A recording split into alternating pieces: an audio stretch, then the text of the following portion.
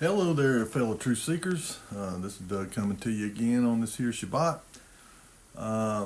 Just thankful to be able to be here. I've still been feeling kind of poorly. I keep having, I don't know if it's like a relapse or what, but it's the same kind of thing. Except this time I got sort of a little cough going along with it, but where my joints and all was hurting and stuff, and kind of had cold chills and all. Seems like I can't shake it, I mean, it seems like I'm getting better and all, and then boom, it seems like it hits me again. But, I just keep going on, and trusting the Lord will help me through it. And, because, like I said before, of course, I ain't wanting to be a whiner or nothing, but we've really this has been a bleak winter for us, financially, and of course I just go on, I don't sit around and dwell on it, and I don't whine about it.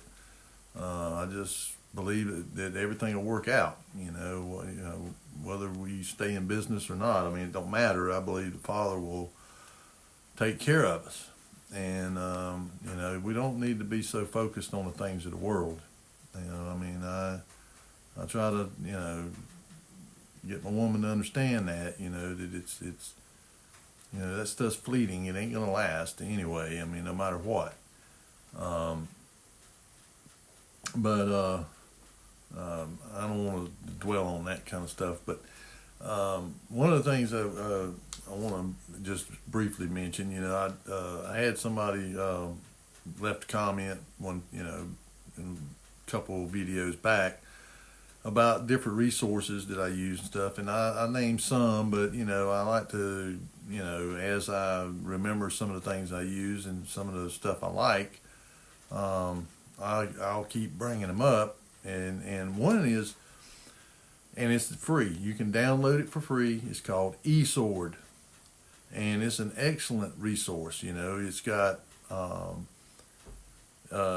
a bunch of different versions of the scriptures, and the King James, the New King James, New World Translation, the NIV. I mean, it's got a bunch of different translations, even like the Jewish Bible. I mean, it's got a lot of translations, and it has Strong's Concordance. I think it's got the Brown Driver's Lexicon. You can get Bible commentaries. It's got some Bible commentaries, and you can actually find other commentaries and resources that will operate within that program. And so you can, sometimes you can you can buy some of them. You can buy and add on, as an add-on, or some you can just find that's free, and you can just download them into it. And I went, they had like a list in there. You just go in there and pick, from a list of free ones that you wanted, like commentaries, like Charles Spurgeon, maybe some of the, Arthur Pink and Cotton and different ones of the, what was his name? William, he was a Puritan. But anyway, you can get their commentaries, some of them.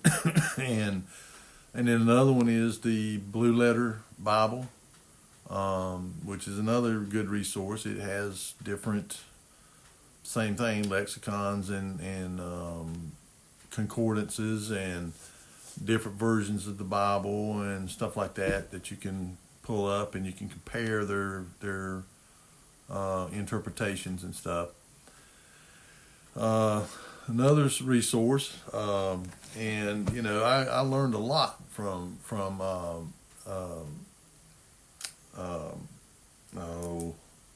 I just had it a while ago. He was affiliated with the Koinonia House.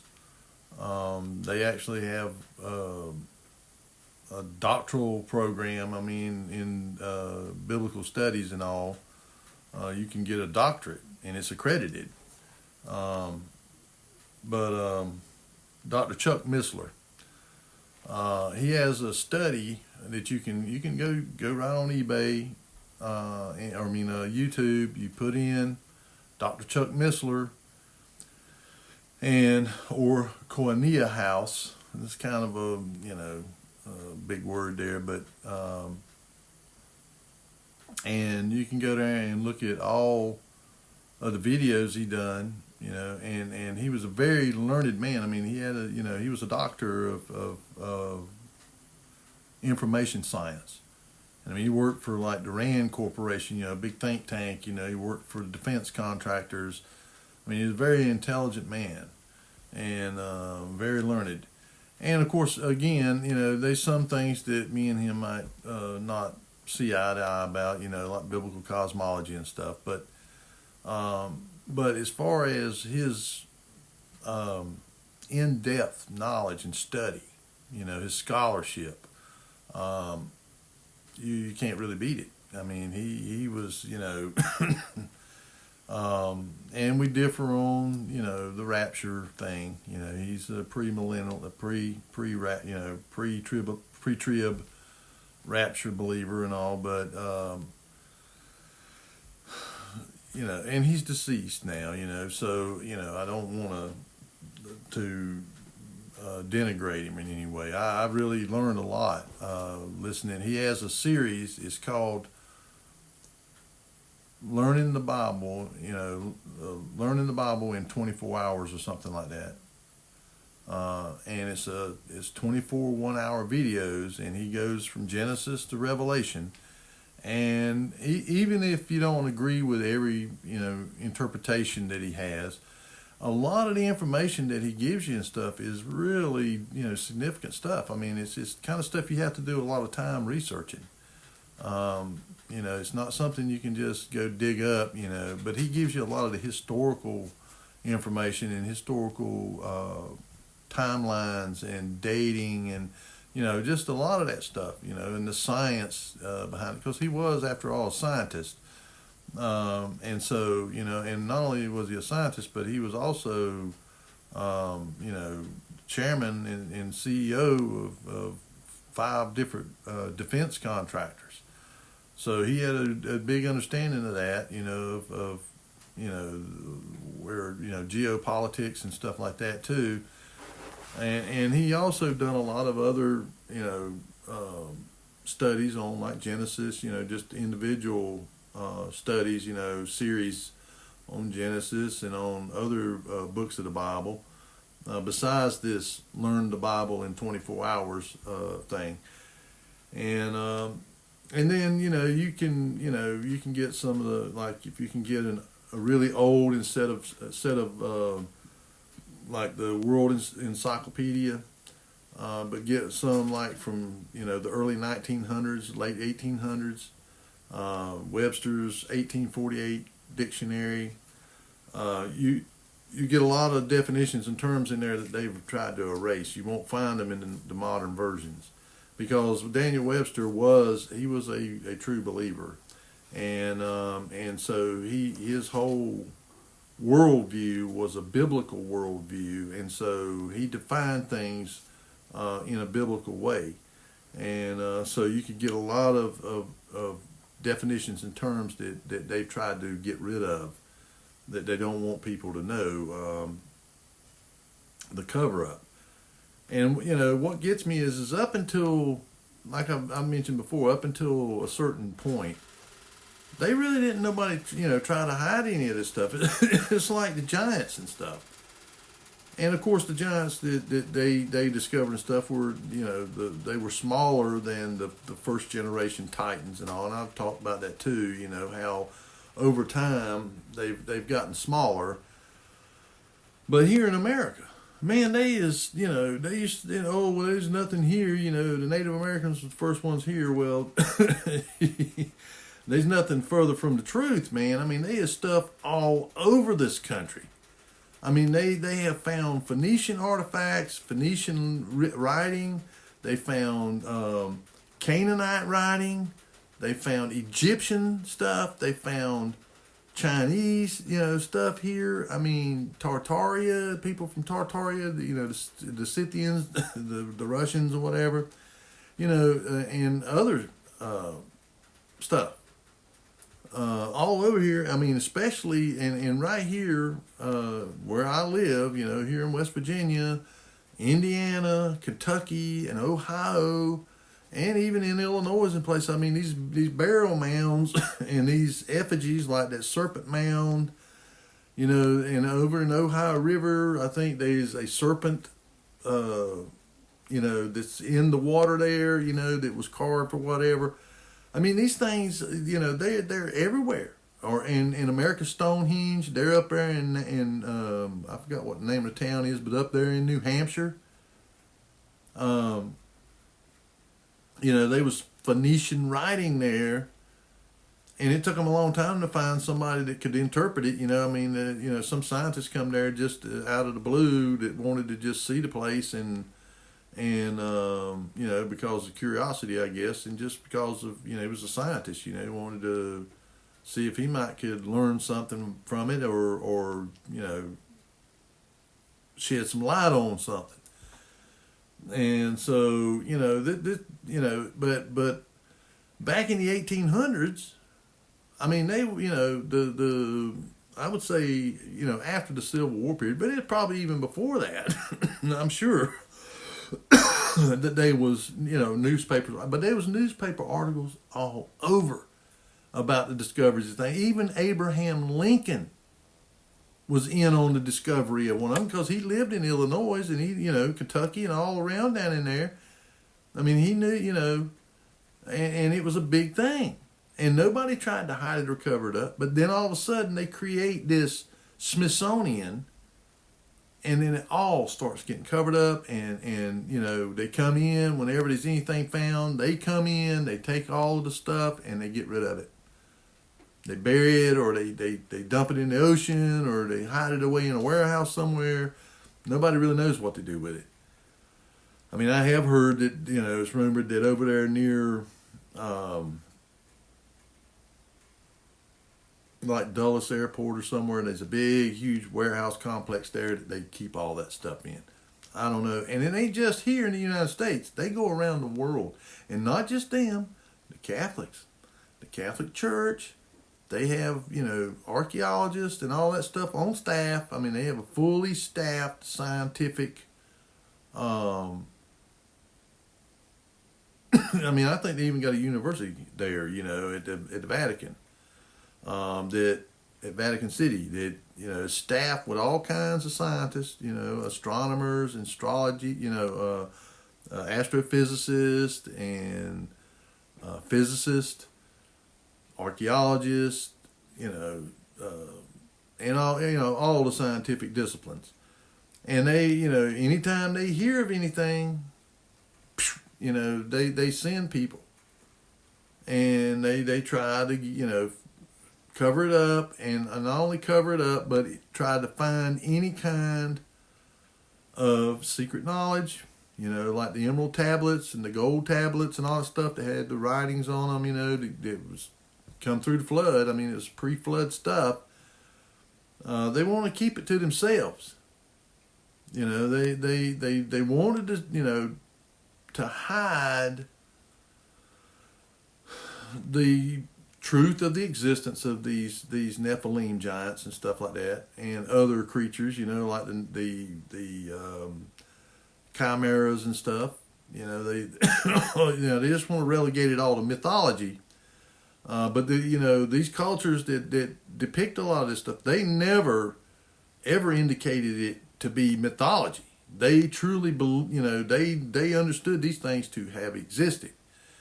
And I mean, even in the Greeks, the Greek today, modern Greeks, I think it's up until the 1970s. What we call mythology, they taught in their schools as their history, as the history of the world. And it was only after being pressured, by the global system to quit teaching that they began to quit. And one, I've gone to drinking green tea instead of the black tea because it don't seem to hurt my kidneys as bad. But so they want to obscure stuff, and that's why like I say, getting all the resources you can, if you can get them in book form, in print, because they are actively working to tighten down your ability to find the information on the internet. I mean, it's like I talked about before about how you can go over there and it'll say, when you look up a subject and it takes you to a landing page and they have all these different references or whatever that you can go look at. And up at the top up there, it'll have a number, 1 of a million. Well, I guarantee you're not going to go find a million of them because it will stop about 400 pages out. It's going to end. It's going to say no more references. Even though up here it's telling you there's a million of them. A million of these reference pages. So they already doing it. And a lot of times, whenever you put in a certain subject and it goes on there, it's going to automatically take you to the mainstream narrative. If it's something that is controversial or that is conspiracy theory, they'll take you to Wikipedia. And of course, some of the stuff that you go and read on Wikipedia, you can pretty much say it's probably factual. When it comes to like a biography of somebody, like an actor or famous person or something. But when it comes to stuff, like chemtrails or stratospheric aerosol injection or whatever, it's going to take it and it's going to say conspiracy theory and blah blah blah. It's going to give you all this stuff against your against the what the prevailing thought is on it, and it's all going to be to debunk whatever your belief might be. If you believe that they are dumping all this stuff in the air and everything. So then they, only somebody that's blind, deaf and dumb would not know that there's something wrong when you look up there in your sky as a checkerboard. They've so normalized it that people don't even, they've been doing it so long now, since the 70s. They've really been hot and heavy. That it's become normalized. And they are even, it was a doctor over in Germany, I believe it was Germany, that had a patient from the United States that he was in some kind of something to do with the movie. He was a government official, but his job was to go to, what he was assigned to do was to go to Disney and go back through their archive of their old videos of, Snow White and Mickey Mouse and all that stuff, and put chemtrails in the videos. I mean, you can't make this stuff up.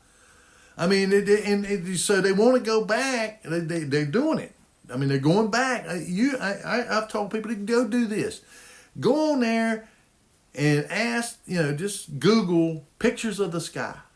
And you will not find a single picture that don't have clouds in it. Not one. And, and I'm old enough, I'm 61 years old. And I'm sort of like John Vernon in The Outlaw Josie Wells. He said, "Don't pee down my back and tell me it's raining." I grew up in the Carolinas. And we'd sometimes have, weeks in the summer where you'd have just the most beautiful blue skies on end. Not a cloud in the sky. I mean, just, and I miss them. I miss those days. You're talking about miserable, man. And that could be part of why I'm ailing. I mean, I would say probably in the last 2 months, I can count on a hand the amount of days that was sunny. I mean, full sun all day. And without sunlight, you will die. I mean, it's just a fact. And you get sick because of vitamin D. Your body can't produce vitamin D without the spectrum of light and radiation that comes off the sun to stimulate the production of vitamin D3. But not only that, you'll go insane. They call it cabin fever. I mean, it's where your pituitary gland is behind your eyes. And so the light comes through certain frequencies of ultraviolet radiation or whatever, goes through your eye, and it stimulates the pituitary gland. I mean, we are creatures of light. I mean, we have to have light. I mean, our Creator made us that way. And they are, the great dimming.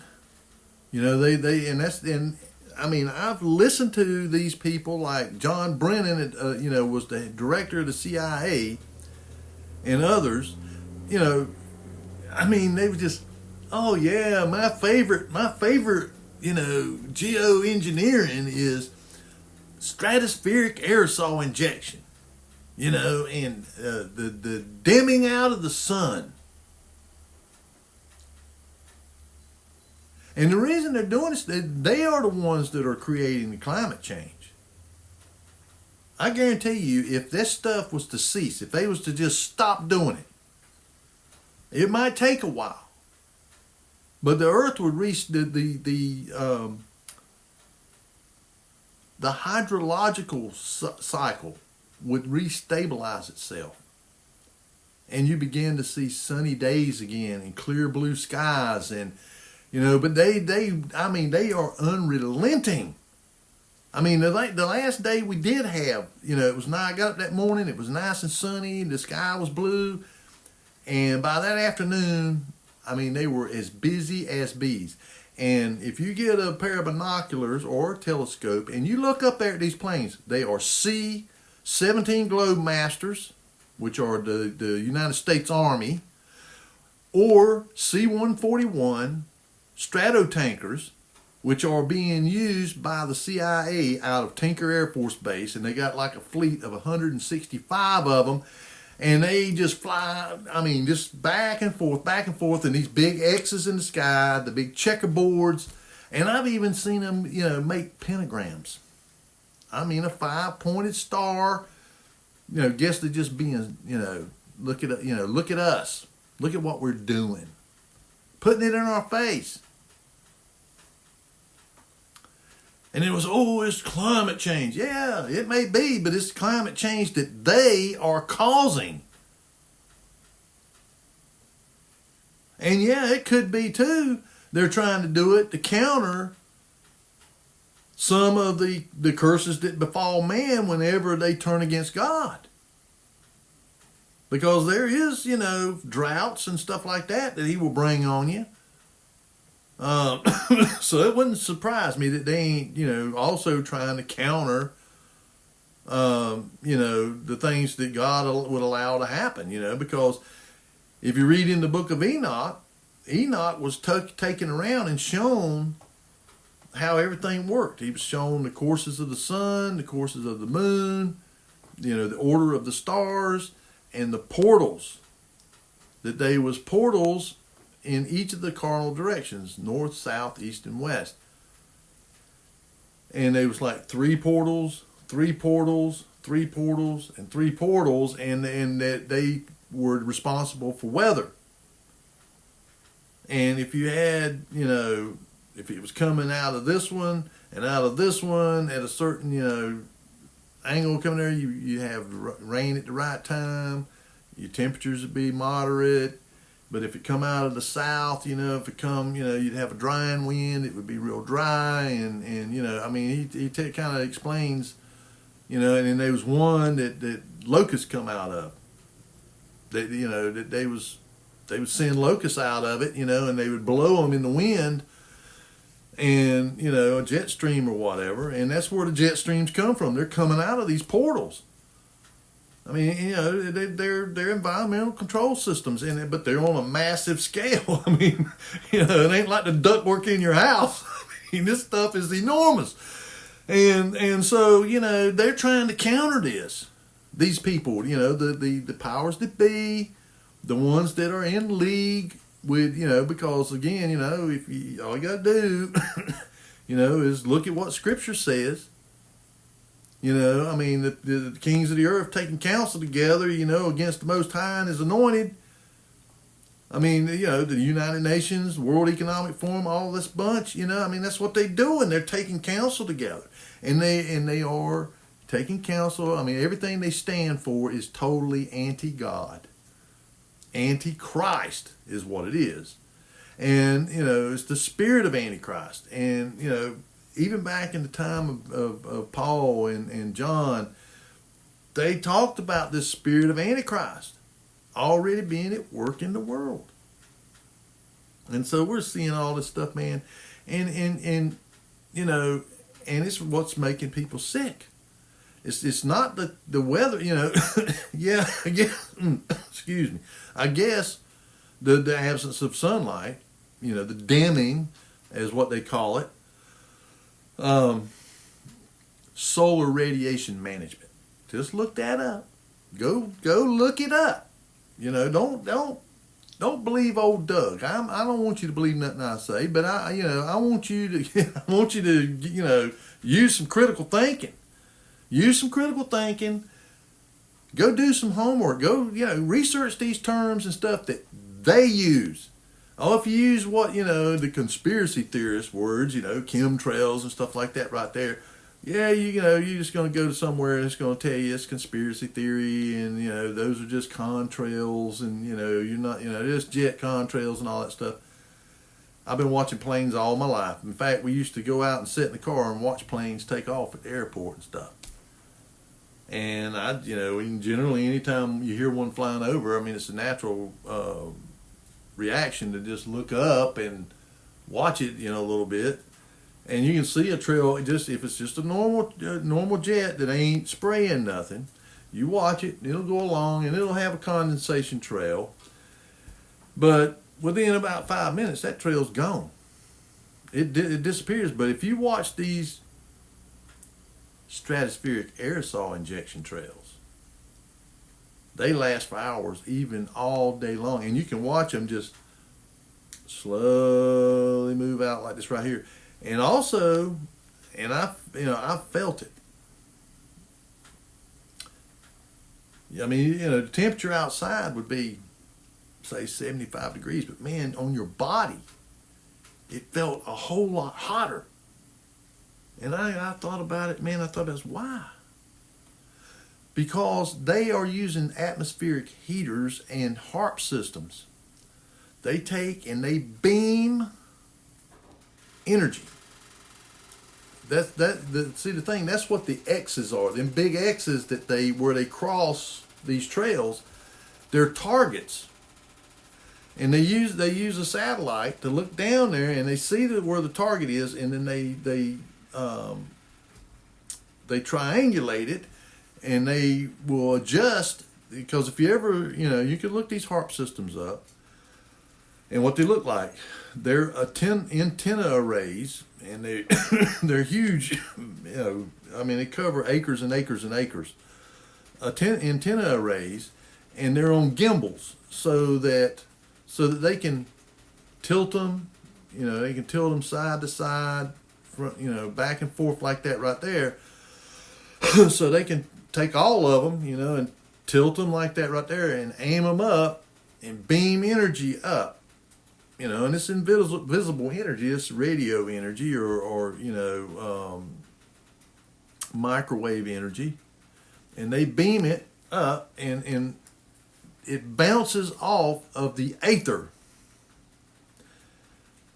and bounces back down, and they can tell when it hits its target, because there'll be a reaction will start, and this reaction is between, because them two trails that overlap each other, they're different materials or whatever, different metals or whatever, and it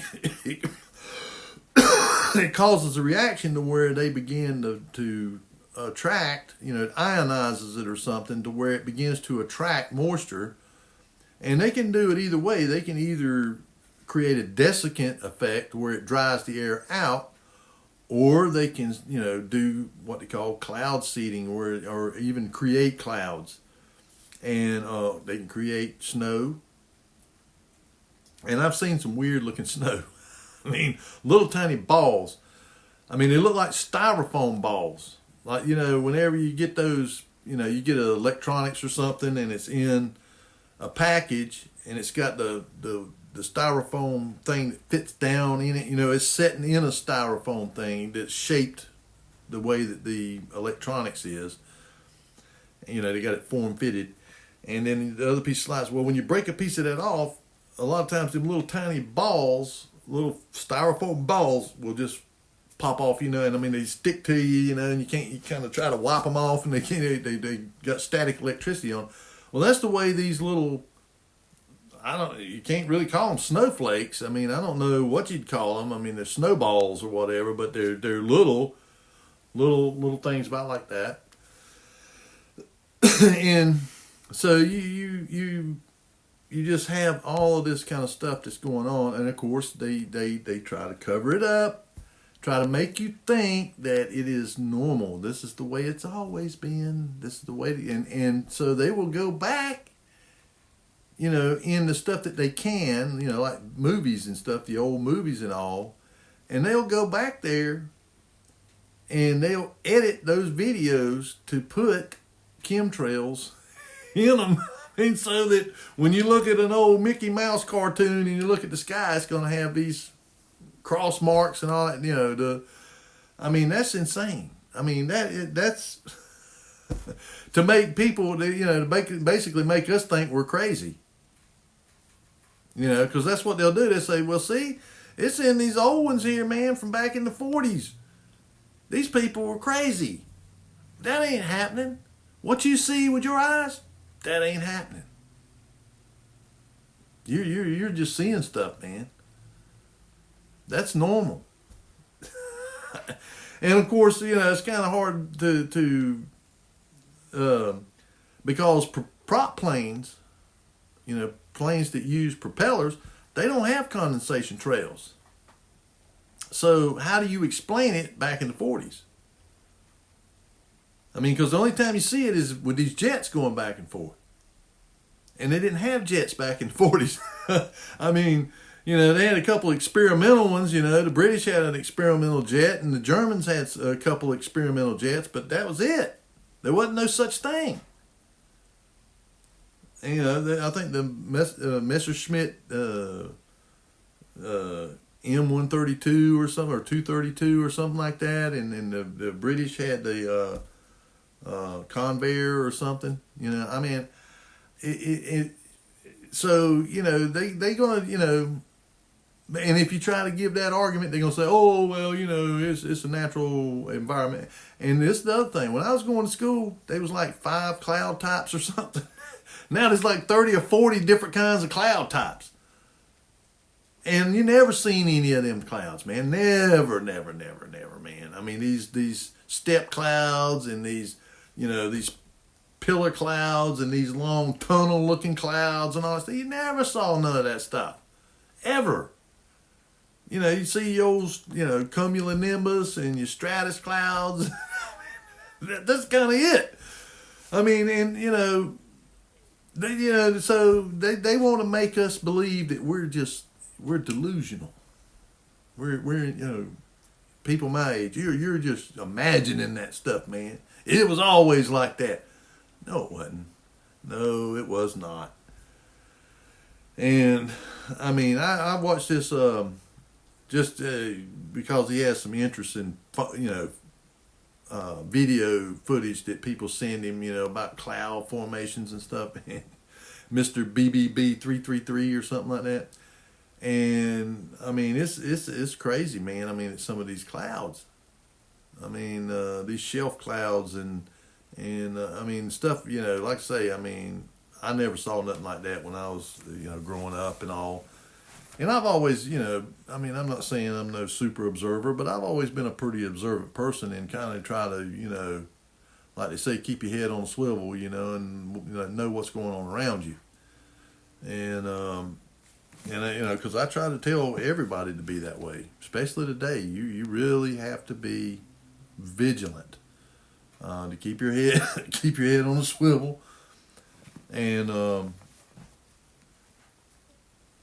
and uh, and like old Doug and Stacy. So I watched them too. They're homesteaders, and you can learn a lot of stuff from them. I recommend you go listen. They got a bunch of videos that shows you how to do all kinds of stuff. Fermenting, growing a garden, raising animals. All the kind of stuff that you could do on a homestead to be more self-sufficient, less dependent. He said the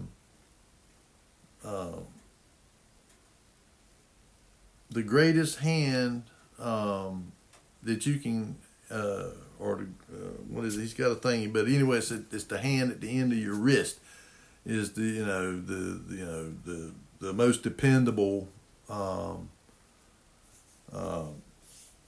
hand that you have is the one at the end of your wrist, or something like that. But anyway, that's another resource you can go look at for that kind of stuff. I mean, if you live in the city or whatever, there's things you can do even living in the city. If you live in an apartment building in New York City, 20 stories up, you can still have like a micro garden, and if you got windows that face out where you can get some sunlight and stuff, or even you can get a grow light, and you can ferment if you can afford to go to a market where they have organic vegetables and stuff. You can ferment vegetables, and they'll keep for a long time.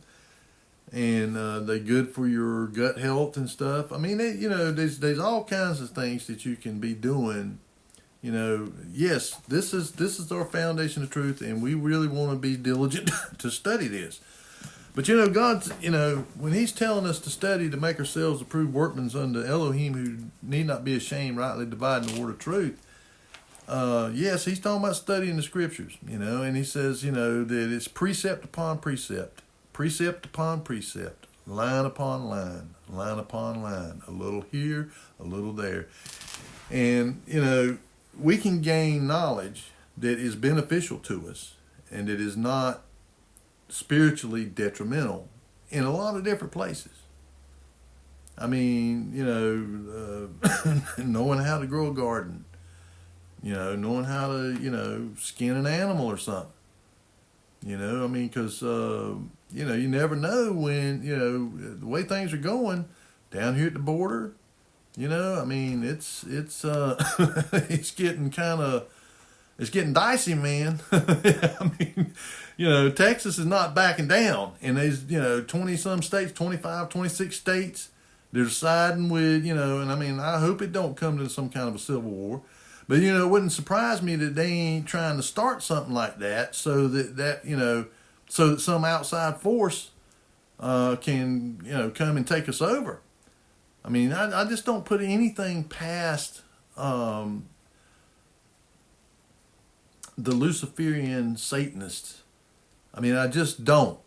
And Satan, like I said, he plans, a long time in advance. That's his modus operandi is, he never sleeps, he never, stops. and so he's going to be continuously trying to implement his plan, micromanaging it, plotting it, and fine-tuning it. And, and if there's anything that's trying to come against it, like this revolt at the border, and of course, Texas is within their rights. Under Article 1 of the Constitution, they have a right, as a state, to defend their borders. And especially if the federal government is not going to defend our borders. And they are constitutionally obliged to do it. And they are lawless. They're not doing it. And so you have millions and millions of people have came over that border in the last 2 or 3 years. I mean, it's been about 2.5 million a year. And really, we don't know how many's come across there. I mean, because there's a whole lot of gotaways too. And so, some estimates 10 million or more. I don't know. I don't think nobody knows. And as I've said before, there's about 10 or 15% of them that are women in there and children. And I think they're just thrown in the mix to make it look like it's just a bunch of, migrant families, migrating up here for a better life. And really, it's a bunch of young 18 to 21-year-old men that are being housed in places, and even a bunch of them are being housed out in desert areas and compounds and stuff. That ought to tell people something, that something's going on here, and these people ain't coming here to pick vegetables. For one, most of the agriculture in this country today is automated. They got machines that pick all that stuff. Yeah, they need some help, with the loading the trucks and unloading trucks and unloading the machines, when the baskets or whatever fill up, and they fill up the trailer or something, and but even that can be automated. You can have a machine that will just, have a conveyor on it, it'll go up to a conveyor and it'll just take all that stuff off, and load it onto a truck or into a train car or whatever. So, there's not really that many, people coming here to pick vegetables. That's just a big lie, I mean, that's a big lie. And so what are they coming here for? And they're not just coming here from Central and South America. They're coming from all over the world, and somebody's paying for them to come here. Somebody's paying for the plane ticket. If you're coming from Asia or somewhere, man, I mean that's a high dollar ticket. And they're coming from Asia. They're coming from Russia. They're coming from Africa. They're coming from the Middle East. They're coming from all over. And they're flying down to places like Ecuador and Guatemala and Honduras and Mexico City, and they're getting off there, and then they're putting them on buses or on trains, and they're shipping them to within about 50 miles of the border. They dump them all out, and they form a big caravan, and then they march up to the border. These people ain't walked from anywhere. And they're wearing, clothes as good as you and me, wearing jeans and Nike tennis shoes and real nice shirts. They got cell phones. They got debit cards. They got, I mean, you tell me. Where is this coming from? It's coming from NGOs. It's coming from the United Nations, the WEF, George Soros, all these people. They're funding it. And who's the main funder of the United Nations? The United States. Isn't it funny how they use our own money to attack us and kill us with these spraying in the air, with the modifying and the corrupting of our food. And then, the USDA and the FDA, they approve all of these things that irradiating food, chlorine, cleaning animals and stuff with chlorine, and that stuff gets in them, man. I mean, you can't just rinse it off. The feed that they're giving these animals, this bioengineered, genetically modified, and all that stuff, and then all the additives, natural flavors, and a lot of the stuff they list as natural flavors will kill you. Yeah, sure, it's natural, but that don't mean it's fit for consumption. See, they and they lump about 100 different things under natural flavor. And we don't have no idea what they are. And then now, the bioengineering. I mean, they we're just under attack from every direction. And you would have to think, well, I mean, I'm sure there's probably, you can make arguments for a couple of different reasons why. I mean, one would be, well, the United States is doesn't want to give up its sovereignty. The people don't. The regular people don't want to lose or give up their sovereignty to some global entity. And so the global entity, or the people that are on board with the global entity, figures, well, they got to attack us with everything that they have to beat us down and demoralize us so much that we just end up capitulating, that we just give in. But the other is that they understand who the people of the United States are. And, and it's not just us. I mean, it's, other sovereign nations like Canada and New Zealand and South Africa. And I think South Africa, they done got them. Because you look at what they did over there at the International Court of Justice.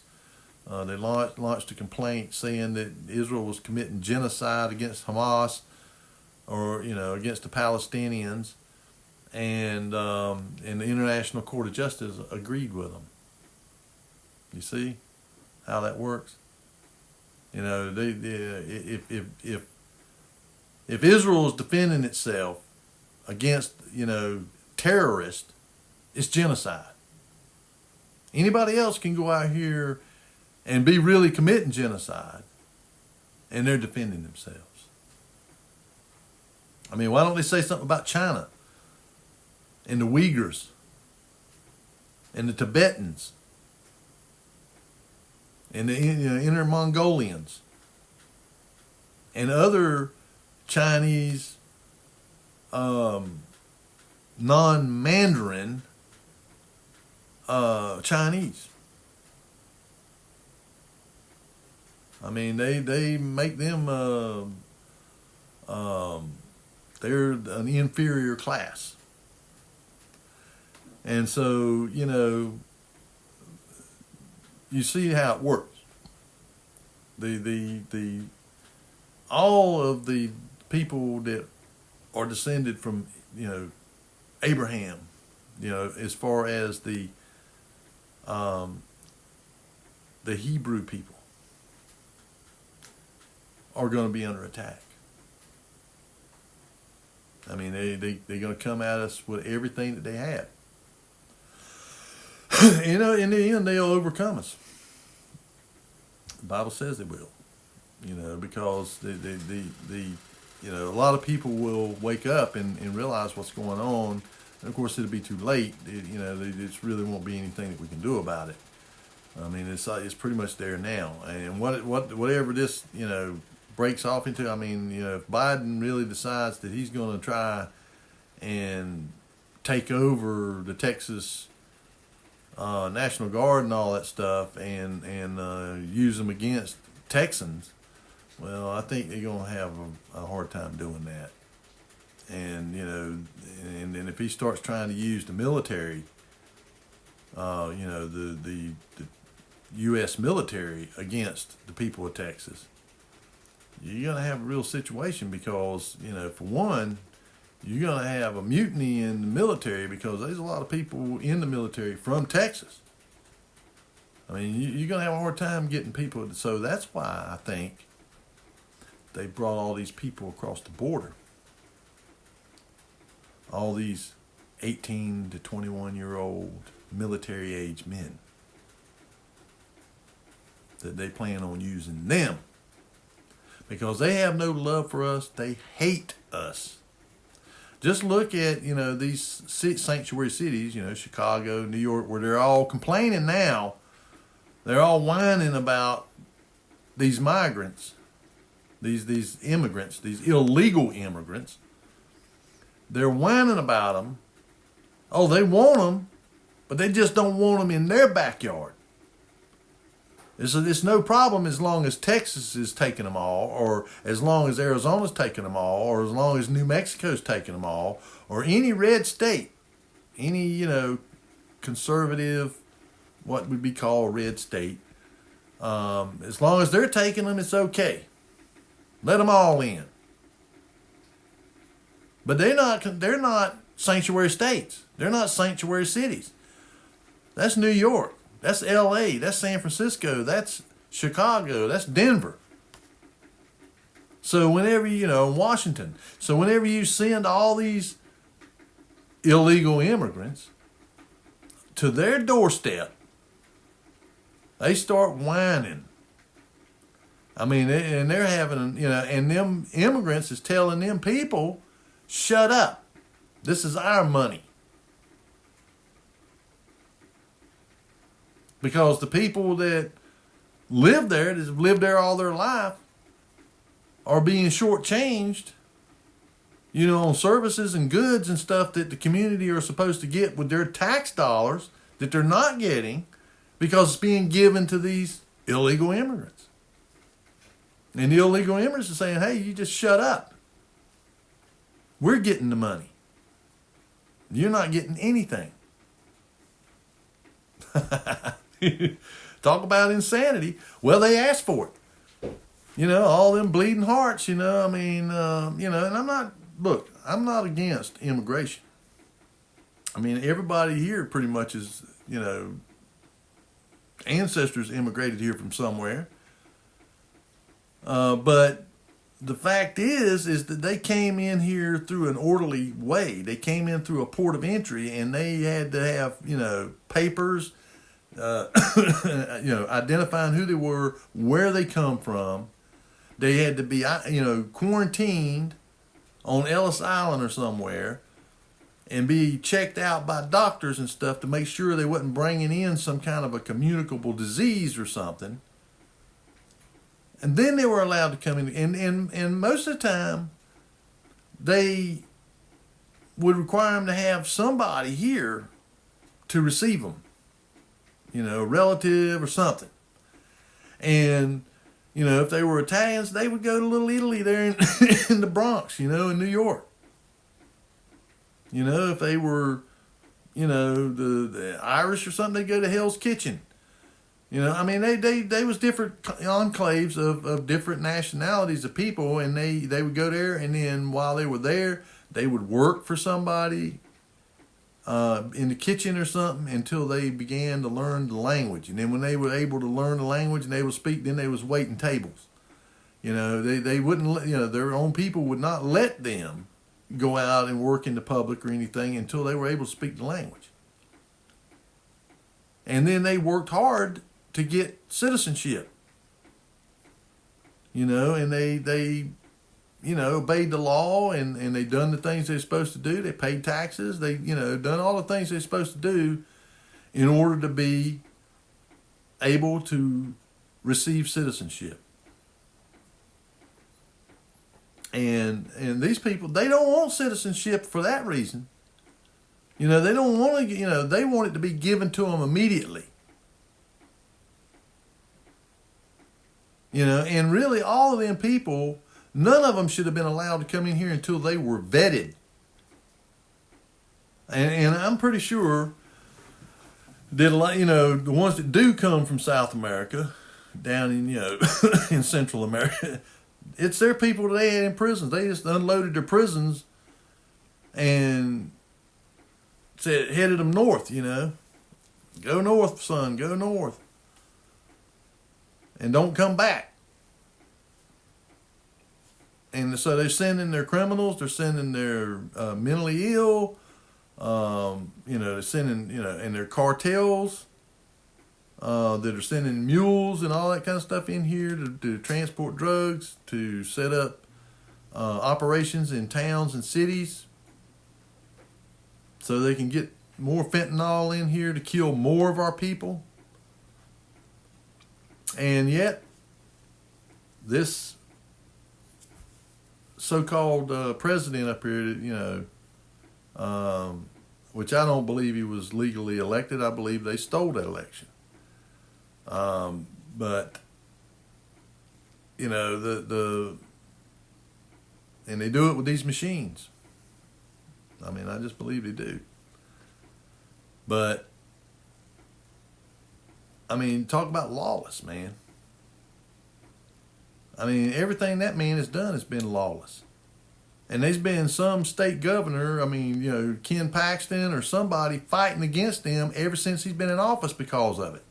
And nobody, the American people as a whole, they really don't care. They just go on about their little lives, man. And and of course, the war is a spiritual war.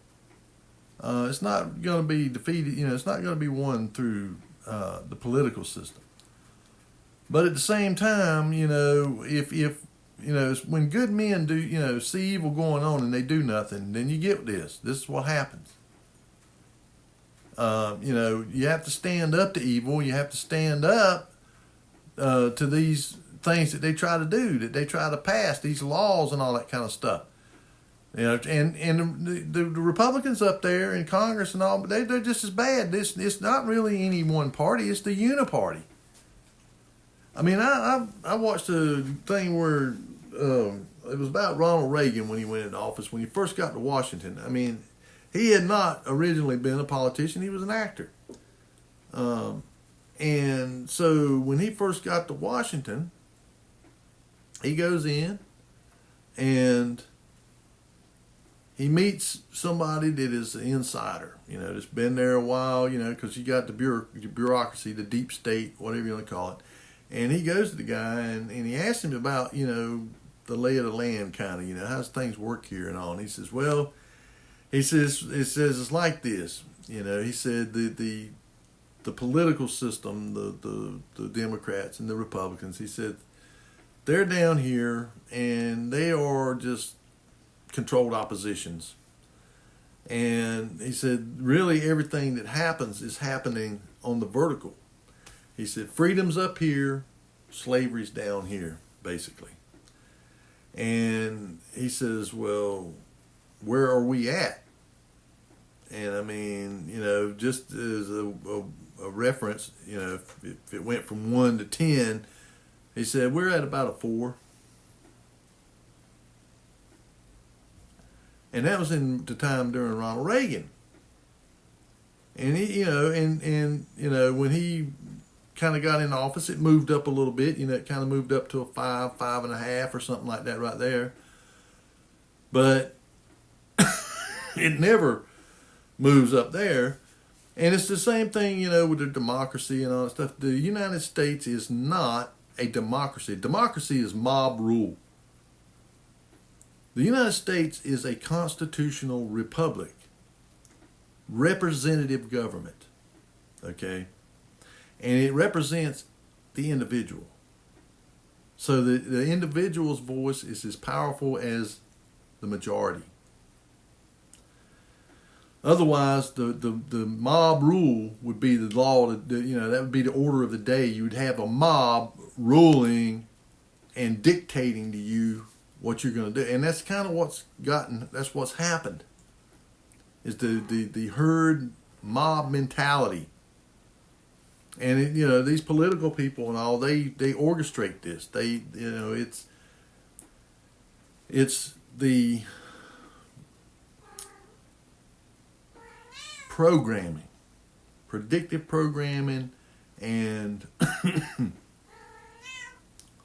all right now.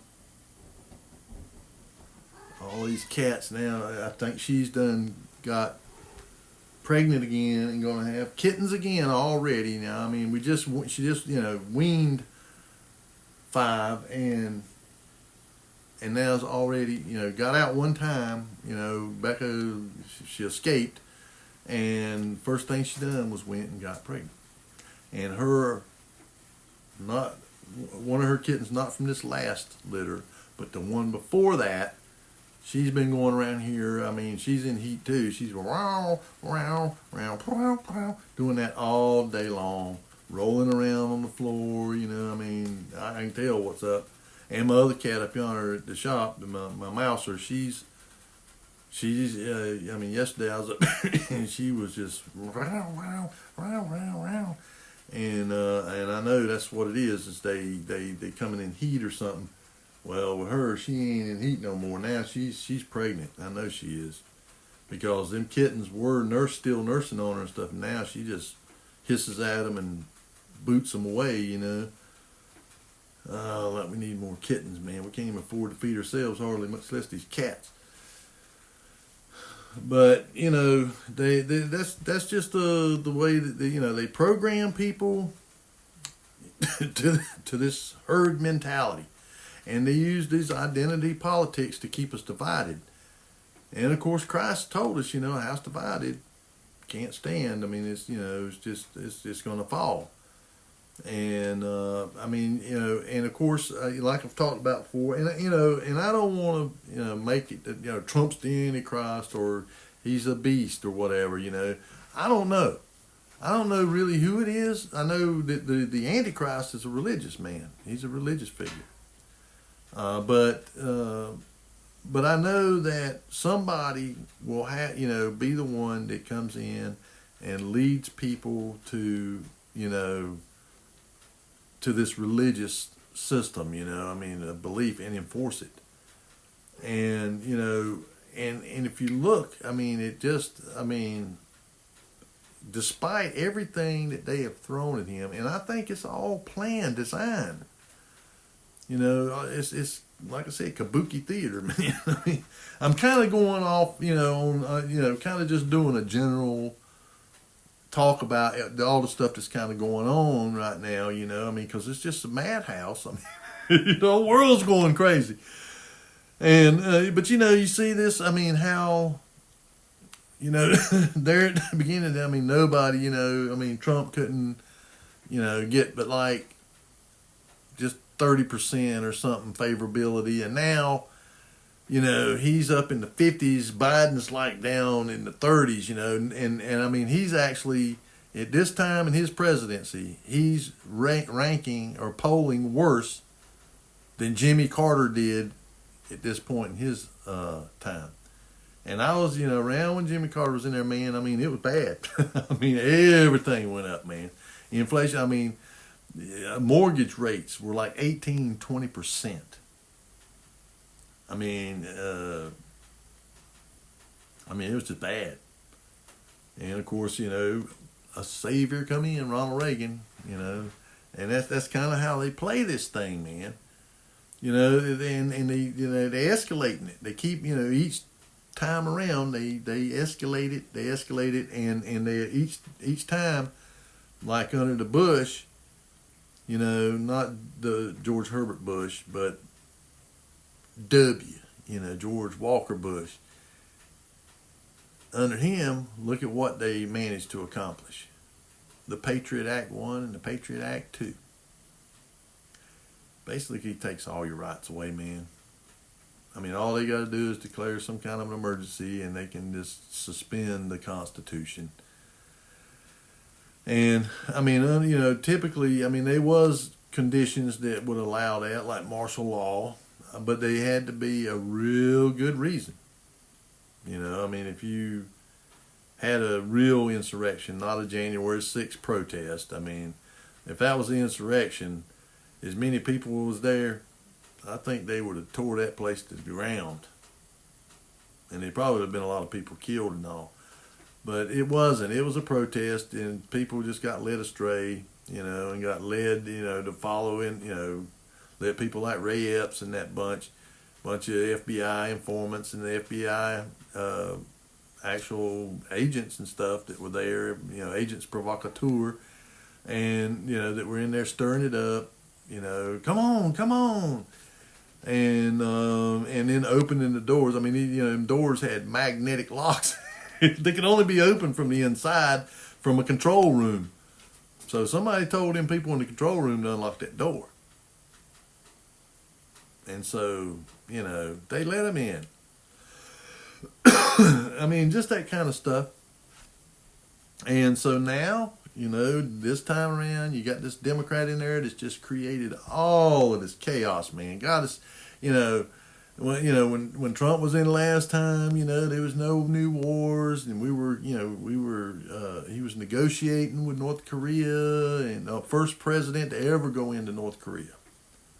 And he was, sitting down talking with Putin, and he was talking with with President Xi, and they were and he was hammering down on China about trade, and and gas prices were low, and we no new wars, and he made was able to bring about the Abraham Accords. I mean, you think about that, okay? And now then, they do all these shenanigans to get him out. And, everybody thinks, because they have programmed them, again, predictive programming, they use the media and the internet and all to program people to a certain narrative. Orange man bad, evil, evil, evil, Nazi, Nazi, Nazi. They just keep saying this stuff over and over and over and over again, and people believe it. And so they do get a lot of people to come out and vote, but they still couldn't to get enough votes to defeat Trump. So they use machines, that can be manipulated. It can be any machine that has processors and electronics in it can be manipulated. I don't care what it is, unless it's a hardwired machine that doesn't have software. Like a CISC system or something. If it's RISC, or CISC, it can be altered. If it's RISC, it's hard to do anything with a RISC system. But anyway, so you see now all this stuff they did to just create, just a world of chaos, man. And I've said, the Odera Novo Seclorum, new world, new order of the ages, out of chaos, order. That's what they have to do, in the Hegelian dialectic. You create a problem, you watch your reaction, and you give a solution. And, they may have a couple of different solutions that they plan on using, that they can use that after they watch and see what the reaction's going to be. Because people are, they kind of, sometimes they're slow to pick up on something, but then a lot of times when they start picking up on it, they start getting in a rebellious mood. And when they realize they've been duped or something, like with the illness I'm not going to name, because I've had 3 videos pulled down because they don't like me talking about it. Even though there's a whole lot of people talk about it on the YouTube, but they don't want me talking about it. I don't understand why. I don't understand why I'm any different than anybody else on there, but but they pulled me down, medical misinformation. I've not even given any kind of advice or anything like that. I've just said what the experts have said, the people that are really in the know, but anyway, they once people realized that they'd been duped, there was a huge backlash, and things started, going in reverse, because they try to push things, they push and watch and see what people will do. And if they see there's going to be a backlash, a big backlash, then they back off. And then they wait, and create another crisis sometime down the road, and then they push a little bit further. And if you notice, each time they push, and then, people push back, okay, they went 2 steps forward, but they only moved 1 step back. Well, they're still 1 step further ahead. And that's what they've been doing all along, man, is they just, take 1 step.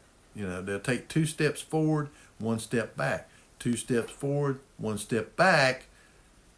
But each time, they're 1 step further ahead.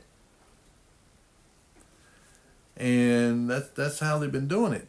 they little right here, a little right there, a little right here, a little right there, and another law here, another law there, another law here, another law there, and they do it and they do it and they do it until one day you wake up and lo and behold, you're a slave.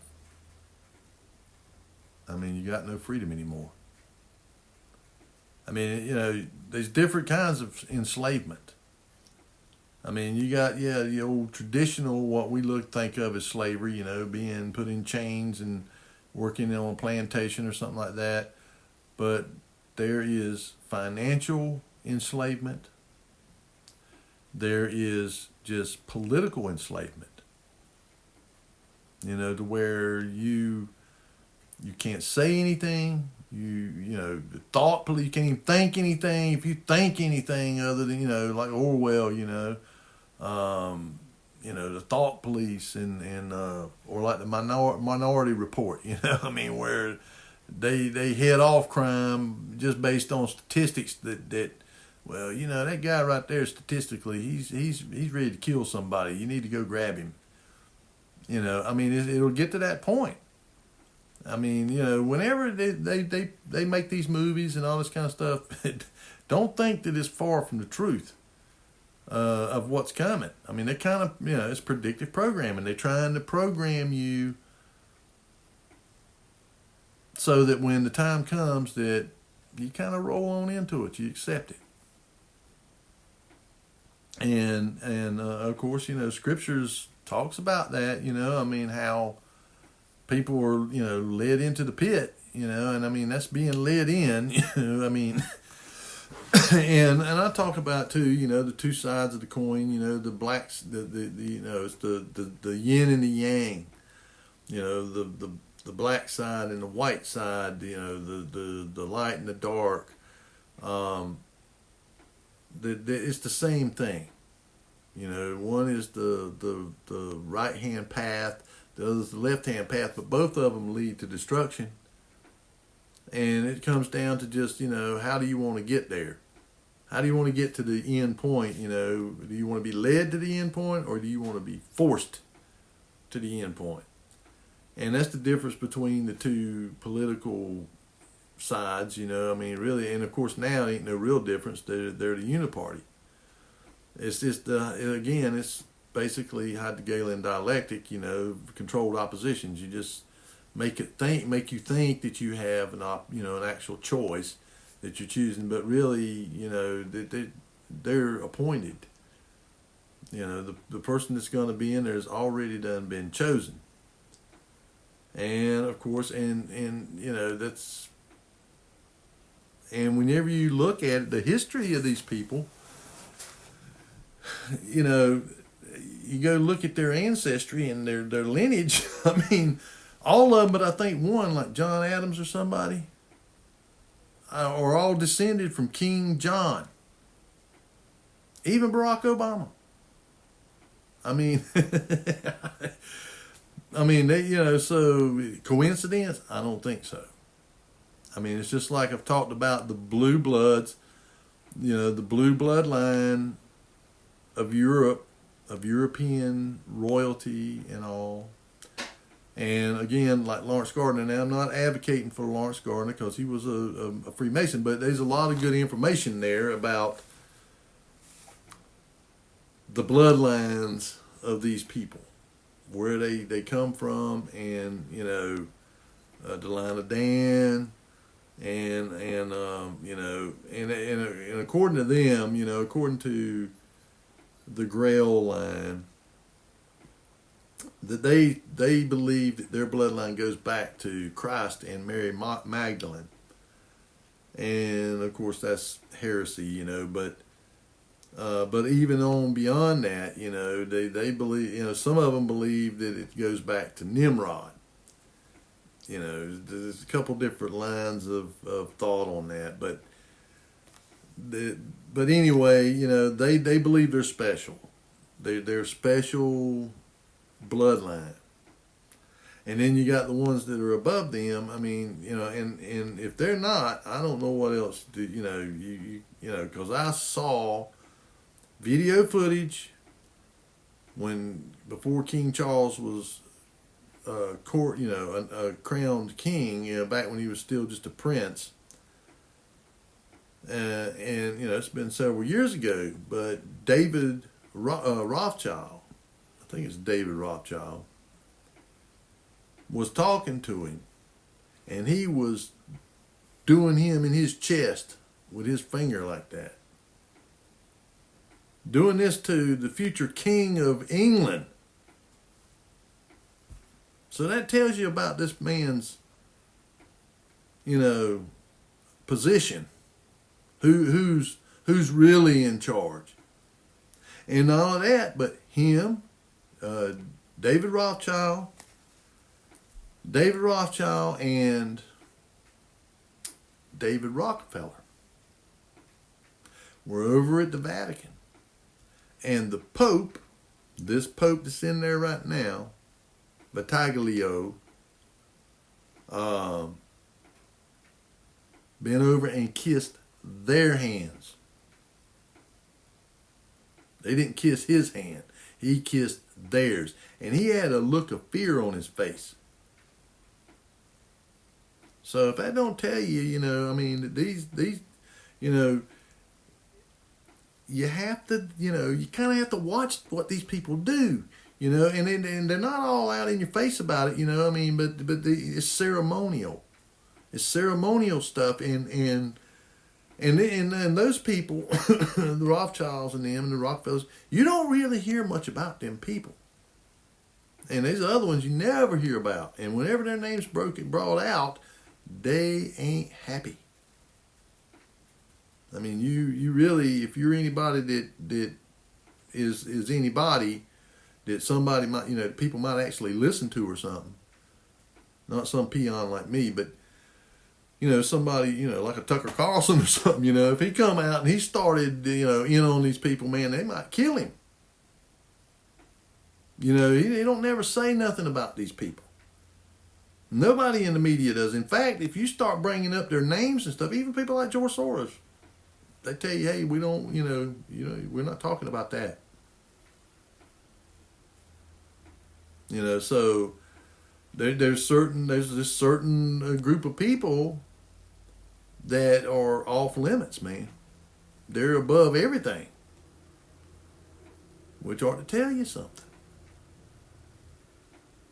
I mean, that ought to kind of tell you who these people are. That they are, as far as I'm concerned, they are the offspring of the fallen ones. And that they exercise the power of their fallen parents here on the earth. The round table of 12. At the very top, well, it's right below the pinnacle of the pyramid. I mean, if you look on the back of a $1 bill, you'll see a pyramid with a triangle at the top with the eye of Horus, the all-seeing eye, which is, as far as I've come to believe, it just represents AI. It's just artificial intelligence, because artificial intelligence, as it's developing, will be able to keep track of everything. I mean, everywhere. Which really means all-seeing. I mean, it's able to see everything that's going on, because they're putting cameras and stuff everywhere in everything, like in this phone. Even if I have this phone off, have the battery out, it can still listen to you and still watch it. Your television, your laptop, your desktop, it don't matter. Any modern electronic device has the capability of listening and watching you, even if you take the battery out of it and unplug it. And you say, well, how is that possible? Well, there's a couple different technologies that can be at work. One is circuit board mounted power supplies, batteries, long life, batteries that can last for 20 years. They've had them for a long time, and they were used mainly to protect the memory, keep you from losing the memory and stuff, in case you had a power outage or anything. The other is inductive. That is sending a signal out, and the signal is powerful enough that when it goes in to a receiver, there's an amplifier in there that amplifies the signal to capture the information and send it back out. You know, it's like a tank circuit or whatever, that it receives a signal, that, you know, command to to retrieve the information, or it can tell it to be monitoring, or it can be monitoring all the time. And while it's actually got the normal battery in it, or it's plugged up, it just sends all the time. And it goes to, and if you, again, do a little homework, they're building these data centers all over the place. I mean, Virginia's a hot spot for them right now because they got a lot of available water there. They use a tremendous amount of water for cooling, because these processors and all that, and these servers and routers and stuff, they generate a lot of heat. And so they take a tremendous amount of water for cooling and energy. They gobble up the energy.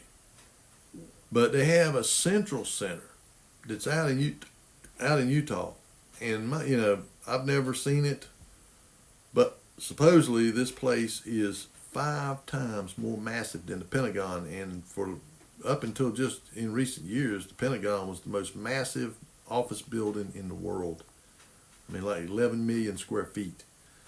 And so this building's even more massive. I mean, it's supposedly 5 times that size, like 55 million square feet. And it's a data warehouse and processing center. And everything, I mean, everything that is communicated or data that's sent anywhere in the world goes through this system, goes through this place. And that's Echelon, that's SOSUS. I mean, and of course, if you're not familiar with Echelon is a communication monitoring system that was created back in the 70s to monitor the Soviet Union, and really it was to monitor anybody and everybody. And of course, there was a big scandal about it back in the 90s. The European Union was accusing the United States of using it to spy to spy on their research labs and technology companies and stuff like that, to steal technology and their research. Whether they did or not, I mean, it wouldn't surprise me. But they do the same thing. They all do it. They all monitor each other. I mean, nobody trusts each other. Nobody trusts each other. You know what I mean? There's no trust. But they still go along with each other, because they have a common agenda. They all really, they want to, have a world government. I mean, they just want to have it. I mean, even though, and they don't think it's going to, be destroyed or whatever. They think it's going to, go on as long as they want it to. But we know what the outcome is. And so, the thing is that we see all these, this technology and all that stuff, and it's they're I think now they're closing the loop. And what better way, like with this stuff that's going on, this down in Texas and all the red states join together, is a way to identify, the people that you want to get rid of. Get them all boxed up. I don't know. I mean, I hope that's not the case. I mean, But if nothing else, just to identify people that whenever you really go, when they go full scale implementation of this world order thing, they want to know who it is that's going to come against them, that's going to resist it. I mean, because I've listened to that Klaus Schwab over there at the World Economic Forum, and he said that was one of their biggest concerns was the Bible-toting, Bible-believing, gun-toting, beer-drinking people out in the rural areas, that whenever it come time to move people into the cities and all that stuff, because that's what their agenda is. Their agenda is to have what they call walkable cities, livable, and to move everybody from rural areas into these cities, build, and if you kind of do a little looking around and researching and stuff, man, I mean, they're building apartment towers and stuff in these cities like they ain't no tomorrow. I mean, and they're going to take in, the people that are willing to go along with it. They're going to probably give you something for your property or whatever. If you own any property, they'll give you, put it in your account as digital currency. And even that, to get people to go along with the digital, they probably say, we'll give you, 1.25 digital dollars for every real dollar, every greenback that you got, and if you'll turn it in.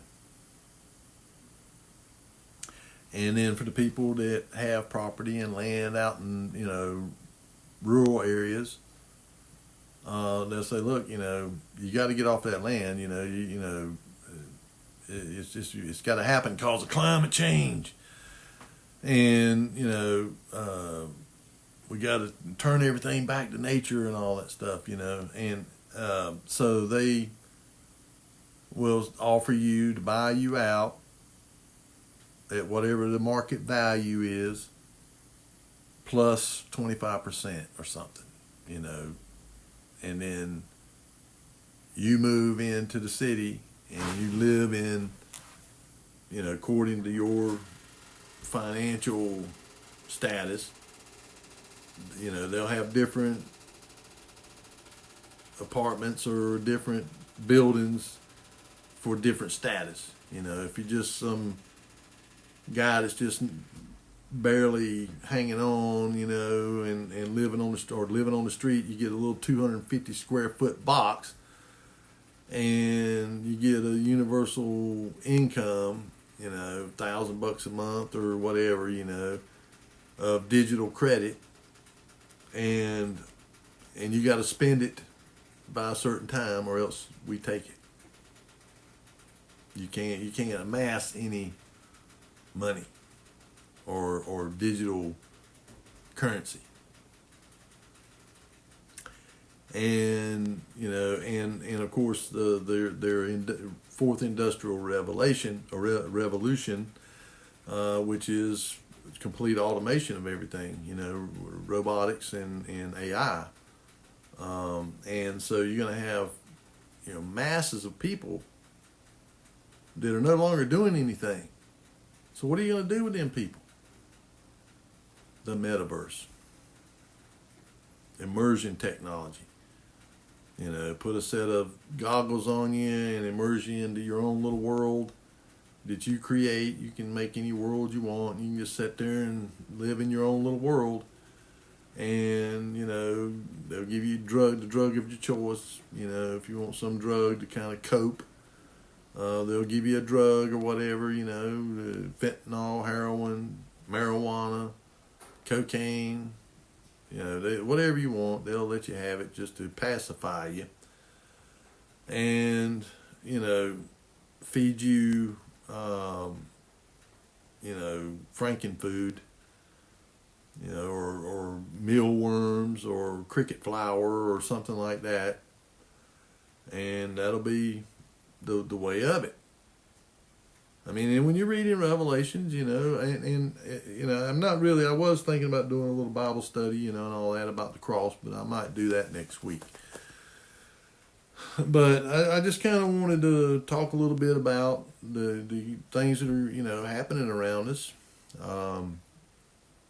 To be, diligent, vigilant, prepare, stay prepared, keep your head on a swivel, watch what's going on around you, and for you ladies and with, and people with children, be extra vigilant. I mean, this human trafficking and child trafficking stuff is not a joke. It's real. I mean, and it's happening more and more. And the women that they're taking and putting them into prostitution and stuff, and the children, some of them are being, the girls and stuff like that. Yeah, they're being groomed and all that to be, like on an Epstein Island or something. And then some of them, they're actually being used as sacrifices. I mean, these people, they do this stuff. Yeah, people, oh man, they ain't doing all that. Yeah, they do. Just read your Bible. Find out, read there about the people in the land of Canaan, why the Father drove them out. Because they caused their children to pass through the fire. They was burning their children. And then the Hebrew people picked up on the same stuff and started doing it. They're sacrificing to Moloch. What do you think abortion is? It ain't about some woman's right to choose. They don't care about that woman. What they want to do is keep offering up sacrifices to Moloch. And it's no more horrific way to do it than in the womb. I mean, it's just horrific. And that's what that's all about. And they just brainwash women into believing it's about a woman's right to choose. And it has nothing to do with that. And it ruins these people. A lot of the people, you can see testimonials and all from people that have had, women that have had abortions, and it destroys them. I mean, it just really ruins them for the rest of, some of them for the rest of their lives. And, maybe they sometimes don't show it, but, deep down, I mean, it's tearing them apart. Because they know, they killed their own baby. They murdered them. I mean, some of them probably don't mind. They're so cold. Because in these days, the Bible says that people's love will grow cold. I mean, they're in a natural affection. That's talking about a woman's love for their children and stuff. There won't be no natural affection there. And, it's just sad to see it. Never thought I'd live to see it. But, I kind of I'm going to leave it off right there. I kind of just going on a little rant, I get wound up on this stuff, because people are in like in a bubble or something, they just like with the people there in Israel, the house of Israel, they didn't believe it was going to come either until the Assyrians was marching down their throat. And they were, had them in shackles, hauling them off to Assyria. Then they believed it. They just didn't think it could happen to them. And, and a lot of other peoples, man. I mean, not just them. I mean, there's a lot of people that just didn't think this kind of stuff could happen to them, and it did. Things can change dramatically very quickly. And that's why we always need to be vigilant and be prepared. Even our, FEMA and them, they telling you. I mean, when they tell you, and the Red Cross tells you, to have some food and to have some water and, this kind of stuff, yeah, maybe you better have some food and water. But the scriptures also tells us I've done a little video on that about being, I'm not talking about being one of these, diehard preppers, man. I mean, you got a bunker, military bunker and, an arsenal or something. I'm not telling you to do that. I'm just saying that,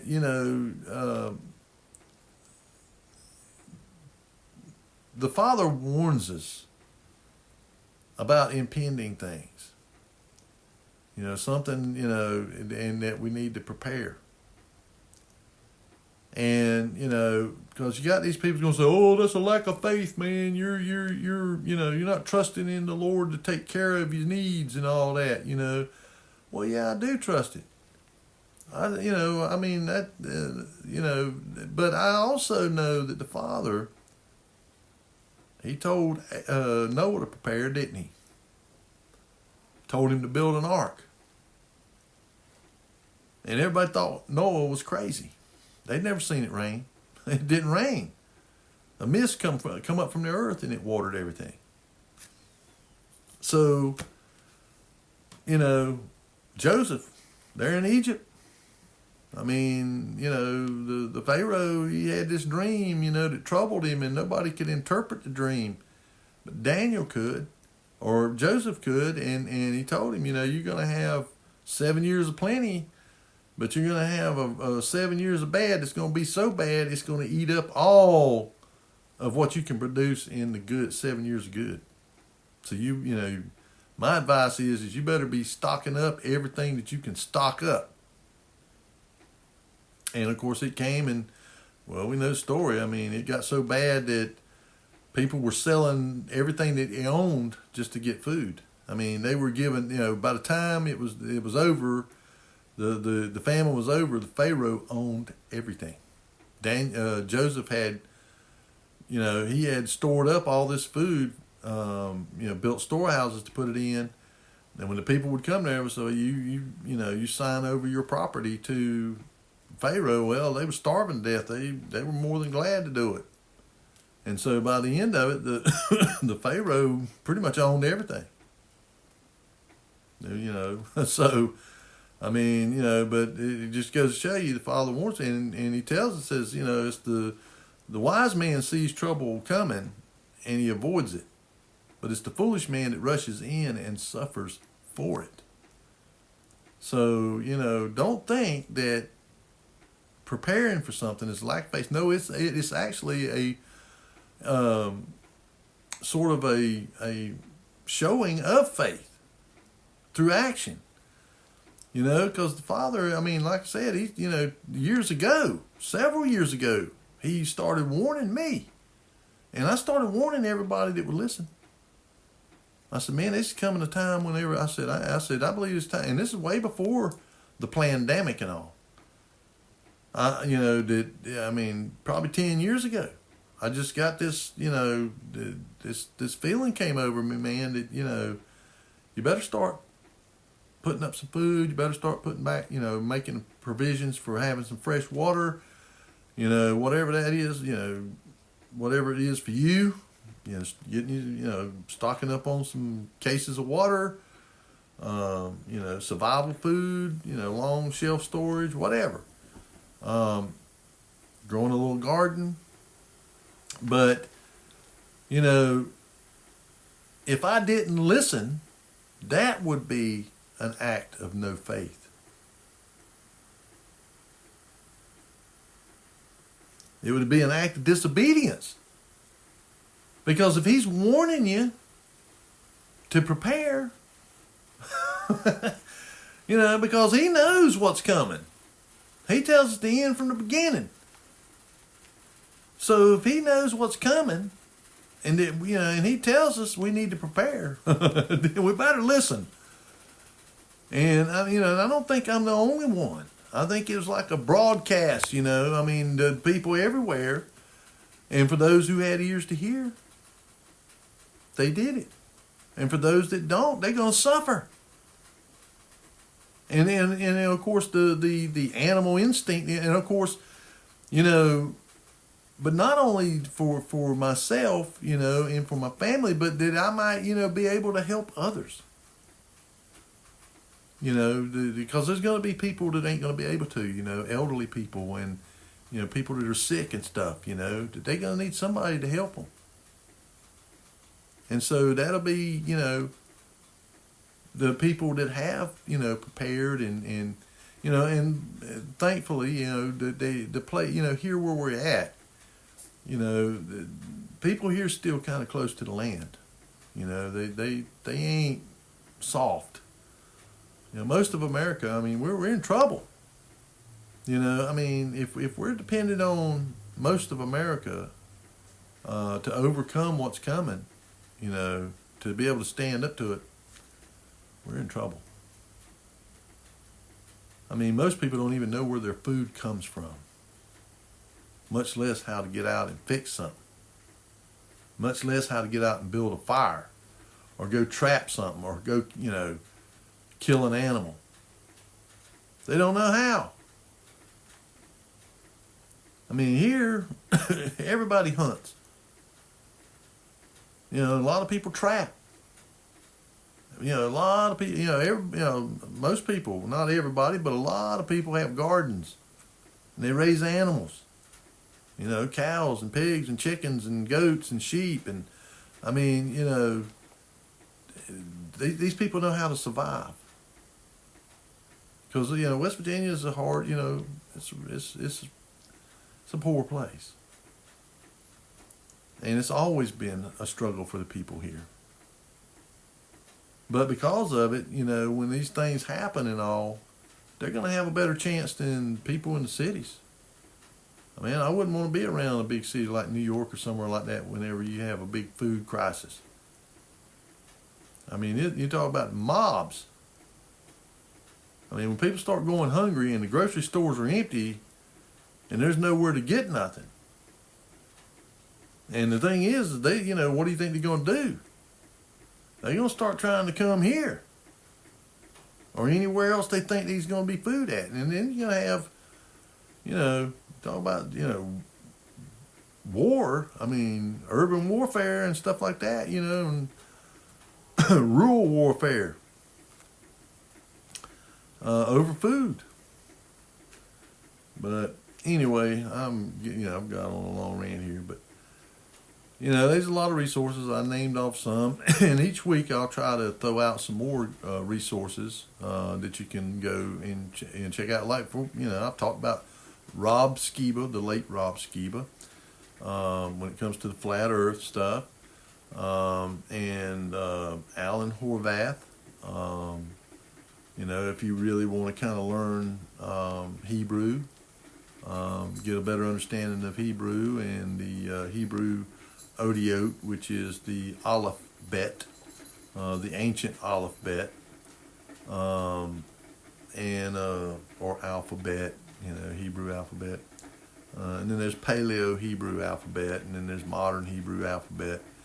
But the Odiot is supposedly the old alphabet, and it was all pictures. It's interesting. Even if you don't really learn, how to speak Hebrew or how to, you can learn the alphabet, and you can kind of learn some of the things about it. And then again, Dr. Chuck Missler, and I even listen to people like Jonathan Cahn. I've read some of his stuff. I've been trying to get around to reading Harbinger. I just ain't got around to it. And then I listen to some other people. I mean, I'll look at what they have to say. And if it sounds plausible or it sounds right, like about the cross. And that's kind of what I was wanting to talk about next week. So I'm not going to disclose that, but anyway, folks, I hope this has been a little informational. Kind of get you stirred up, get you thinking.